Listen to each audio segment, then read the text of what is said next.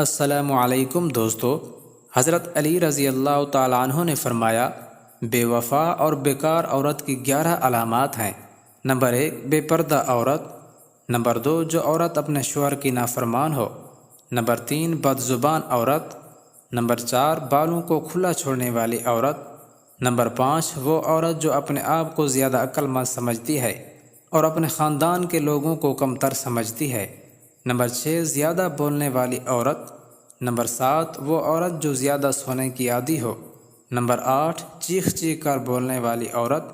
Number 9، وہ عورت جو باریک لباس پہنتی ہو اور اپنے جسم کی نمائش کرتی ہو۔ نمبر 10، ایسی عورت جو اپنے خاندان کی پیٹھ پیچھے برائی کرتی ہو۔